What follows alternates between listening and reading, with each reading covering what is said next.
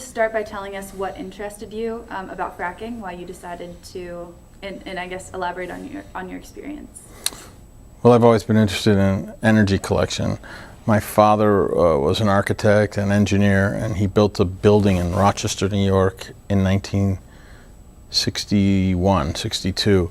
And in order to create a parking garage, they had to blast what was shale, is the very tip of what's I think called the Rochester Shale, but which is very close to the Marcellus. My father always said that when they were blasting that rock, that the smell of gas was so strong it seemed like it would last days.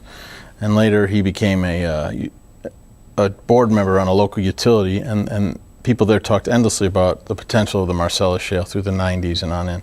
So when that story broke, that they developed this process, and I guess it's arguable about where it really came from, I started to follow the question of how big this impact would be. And the numbers were startling. It would progress almost day to day. How long could this gas supply last? And at first they were sort of miraculous, as if you'd woken up on a different planet.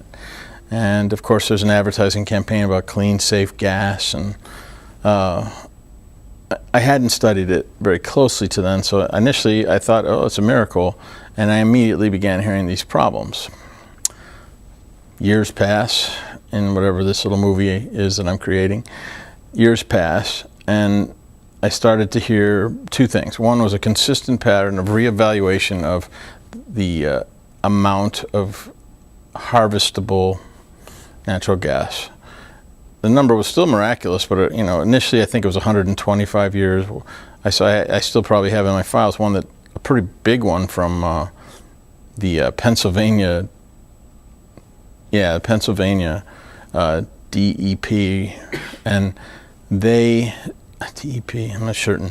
Anyways, they predicted 250 years for the world, and it's, I know it's all been trimmed down and brought into a more realistic realm. At the same time, as it kept going down, I kept thinking, well, that's not really an argument against it. It's still 20 years gas. It's still 10 years gas. It's still a lot. I mean, that's still a long time. And at the time, we were very energy dependent, as everyone knows. So I started to think, I just want to know the truth. And so I went to an editor. We talked about it. And our initial idea, I like to write about working, about the experience of working. And the initial idea was, can we get in touch with a gas company, and they're very different, a gas company that will allow me to work on what I now know as a fracking site, but I thought of it as a well site at the time, and that's what it's referred to as. But the technology is so emergent even now, and the frackers themselves are really kind of treasured resources that don't want to give up their secrets. That quickly became so evident that I wasn't going to get to do that. So what I did was persist and I said, still go. I said, let me go.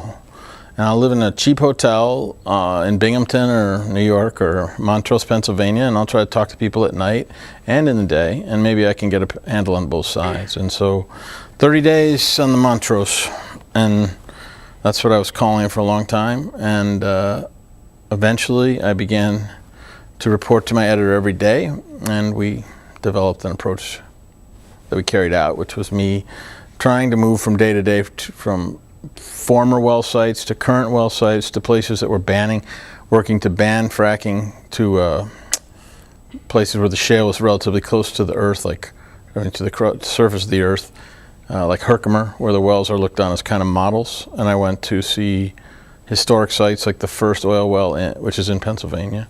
And I went to and made my way onto disposal well sites in Ohio. So I tried to be as diligent. Maybe some of the most memorable things that you saw along the way, or anything that was shocking? Well, the protest movement and the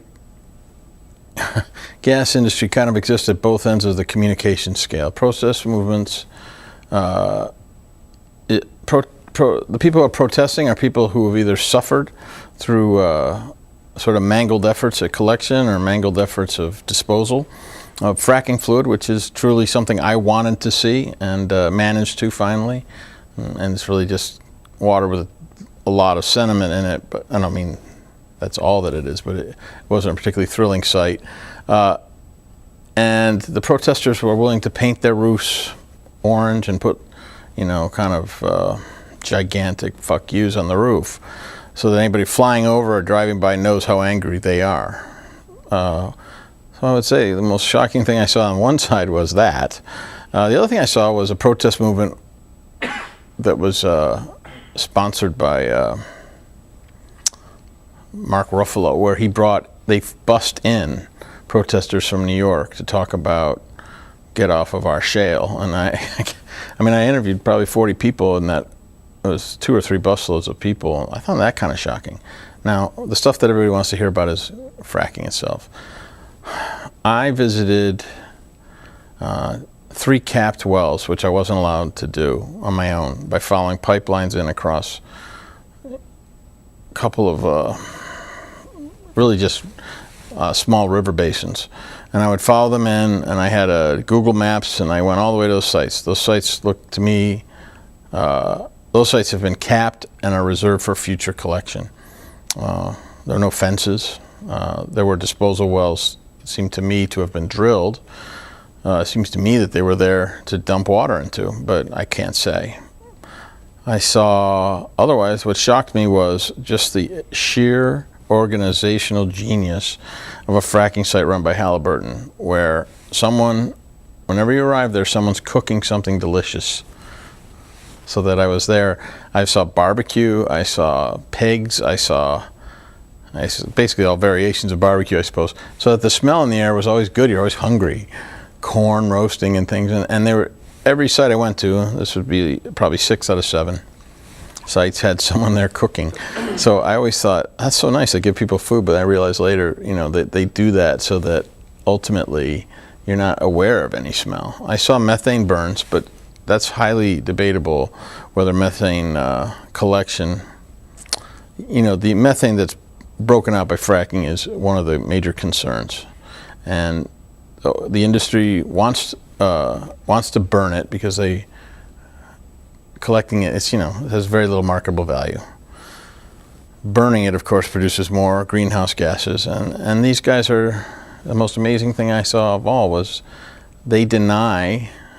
I've sat in a room with men who have been collecting gas and oil for decades, and they deny that their industry has any impact.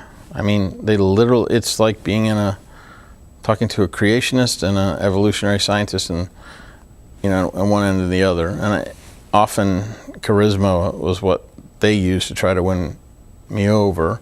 It was never the coolest place I went was a salt mine, it was really called a cavern, I believe now, or a salt dome, I think, in Dansville, New York. This is an old-timey industry. It wasn't an energy collection industry, but it's one that's had a lot of impact on the environment. And it was vast. And it was so vast that you had to ride in a really kind of a modified car, not even a golf cart, from one end to the other. And I looked at their sort of original plans the company was kind enough to show me, and they were to have this small 200-yard basin. Now they have miles of tunnels. So there's no stopping industry. I think that was what was shocking.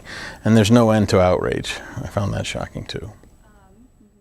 So because it's so politicized and it kind of seems like the average person doesn't even know what to think about fracking anymore, what message would you want them to have? Like, what is like the one maybe key takeaway or fact that you think everyone should know about fracking? Well, I like the puzzle of living.